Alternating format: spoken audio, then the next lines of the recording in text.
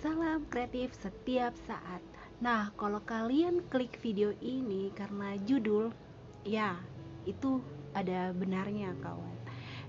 Sekarang ada segmen baru di Ruang Ria ya, namanya Ruang Diari.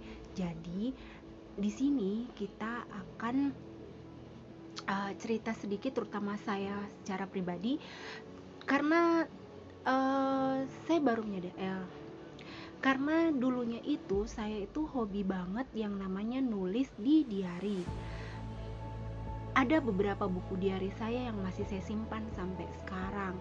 Nah, ternyata YouTube memiliki ternyata bagi saya uh, ternyata bagi saya YouTube juga merupakan diary gitu. Nah, oleh karena itu saya akan memulainya dari sini. Di Ruang Ria akan ada dimana kita akan bercerita ya kawan ya, kita akan saling bercerita, dan saya ingin interaksi kalian di kolom komentar ya. Nah, aku akan mulai cerita dari awal. Aku itu sebenarnya aku yatim piatu dari usia berapa tahun ya, 12 tahun ya, karena saya kelahiran 82 dan ibu meninggal tahun 95, dan sebelumnya ayah meninggal tahun 92. Jadi praktis saya yatim piatu ketika umur ya kurang lebih 10 sampai 12 tahun ya kawan ya. SD saya, masa kecil saya lahir dan masa kecil saya dihabiskan di Sulawesi Selatan ya kawan, tepatnya di daerah Makassar yang dulunya namanya Ujung Pandang. Nah, saya lahir di Ujung Pandang, saya sekolah dan besar di sana. Ketika SMP, banyak orang yang mengatakan bahwa masa-masa cinta pertama itu adanya di SMA. Nah, beda nih dengan saya merasakan itu ketika waktu SMP, karena ada kakak kelas saya yang nantinya yang nembak. Nah, waktu itu dia menulisnya melalui surat, dan saya pun saya nggak tahu ya, namanya kita masih kecil, saya belum mengerti namanya perasaan seperti itu dan bagaimana cara mengungkapkannya. Ketika SMP itu pula kelas 2 saya harus pindah ke Jakarta karena begitu ibu meninggal saya diasuh oleh kakak saya yang kebetulan waktu itu sudah kerja di Jakarta. Jadi saya diambil oleh beliau dan saya mengikuti beliau. Waktu itu saya ingat sekali, saya naik kapal laut pertama kalinya itu kapal Rinjani ya, berikutnya Lembelu ya, Rinjani. Itu saya ingat banget, saya naik kapal laut itu menuju Jakarta. Itu saat-saat saya pertama kali meninggalkan Makassar. Nah, si kakak ini itu tidak putus menghubungi gitu kawan, melalui surat. Nah, ada salah satu suratnya yang berisi tentang lilin yang terbakar. Artinya lilin kita itu bersifat seperti lilin, dimana kita mampu menerangi cahaya di sekitar kita, mampu memberikan cahaya di sekitar kita, mampu jadi penerang, sementara diri kita itu yang terluka atau terbakar. Itu adalah sebuah keikhlasan sih menurut saya, keikhlasan yang luar biasa. Nah, itu pembelajaran pertama yang bisa saya pelajari dari sebuah arti perasaan. Nah, selanjutnya saya di Jakarta, saya memulai untuk beradaptasi. Saya sekolah di SMP 97 di daerah Galur Sari, Jakarta Timur. Nah, begitupun SMA, saya tamat di sana dan SMA melanjutkan di SMA 31 Jakarta Timur. Nah, di SMA itu saya mulai mengikuti beberapa ekstrakurikuler. SMP juga saya aktif dan SMA pun saya juga aktif di OSIS, di Jujitsu, dan di KIR waktu itu. Nah, kebetulan SMA tahun 98 begitu krisis moneter, kebetulan kakak dipindah tugaskan kembali ke Makassar, dan akhirnya kita kembalilah ke Makassar. Jadi di sana saya melanjutkan SMA saya waktu itu kelas 2 mau naik ke kelas 3 ya. Semester 2 itu saya melanjutkan di SMA 10 Jakarta, SMA 10 Antang di daerah Makassar ya. Nah, di sana saya sampai tamat, dan ada satu cita-cita saya terbesar yang sampai saat ini masih terbelenggu dalam pikiran saya ya kawan. Saya tidak berhenti untuk belajar, dan saya tidak berhenti untuk mencari tahu tentang apapun itu yang sifatnya itu bisa membangun jiwa, membangun diri, mensupport dari dalam, membentengi segala perilaku kita ya dari pengaruh-pengaruh yang kiranya bisa mensengsarakan kita nantinya ke depan. Oleh karena itu saya selalu berusaha untuk menggapai cita-cita saya, tapi memang takdir berkata lain, jalannya berbeda. Oleh karena itu kadang saya ketika melihat konten kreator yang berbicara di channel YouTube mereka dengan keahlian mereka itu sangat luar biasa gitu. Berdiri saya di sini sebagai seorang pengangguran kadang merasa iri gitu.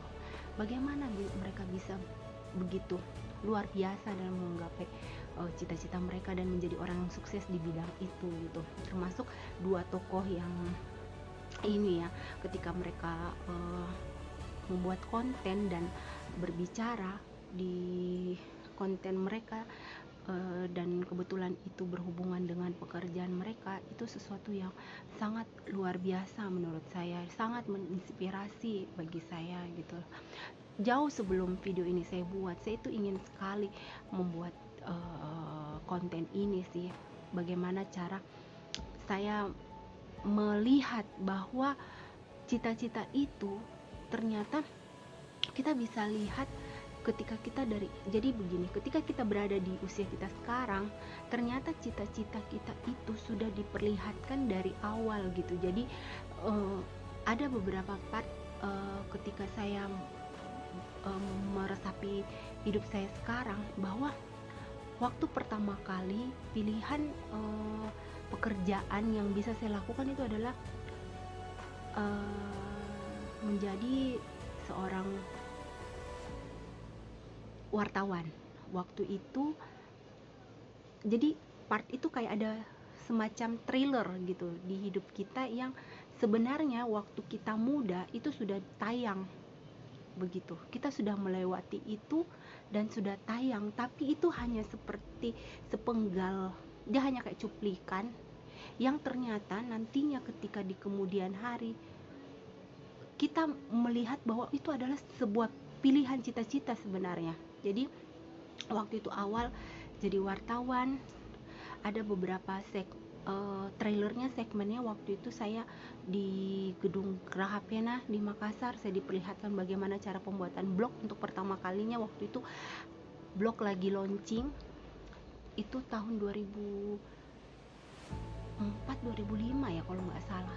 Itu blog pertama kali launching, dan itu di situ saya melihat bahwa itu adalah pencapaian cita-cita sih sebenarnya yang harus saya fokus, tapi saya tidak. Nah, itu partnya di seperti itu. Nah, kedua kalinya saya mengalami part hidup itu ketika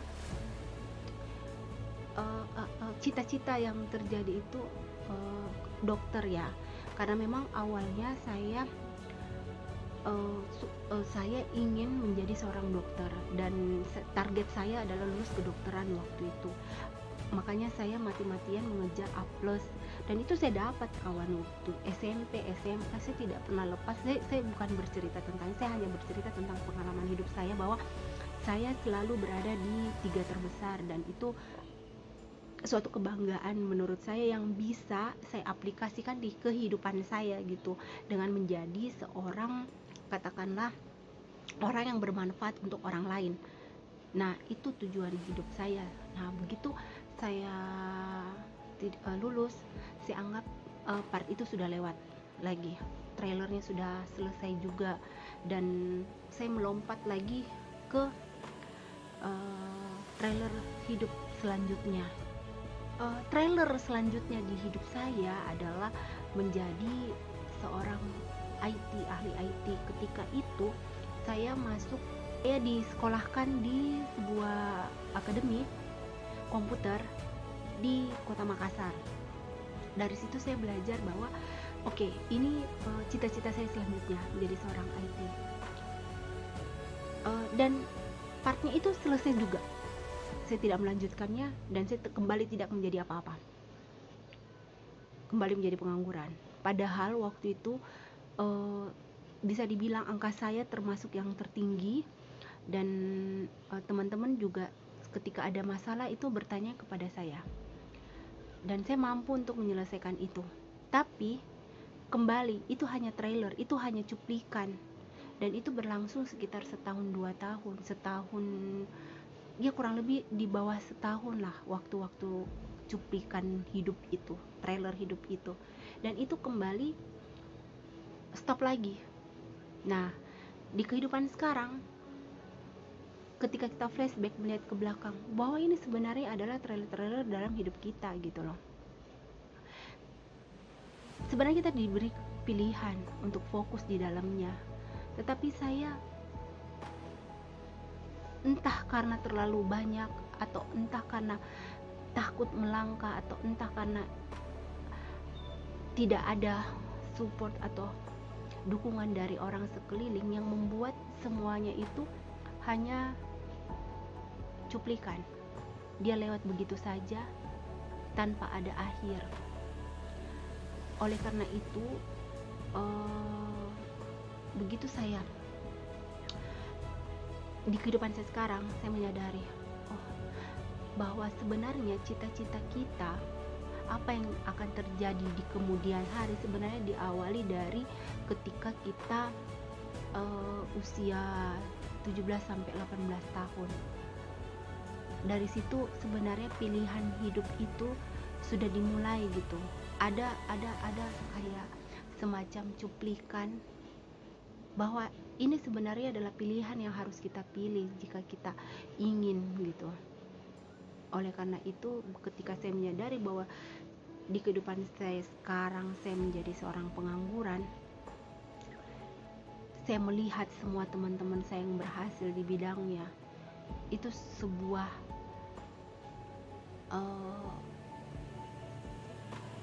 ringkihan hati, seperti menangis di dalam hati saya, dan itu saya tuang semua di dalam diari saya, dan kemudian saya unggah di diari Ruang Ria.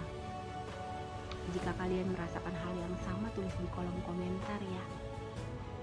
Oke, sekian dulu ceritaku untuk malam ini, sekian dulu diariku untuk malam ini. Nanti kita lanjut di diari-diari selanjutnya. Terima kasih udah nonton.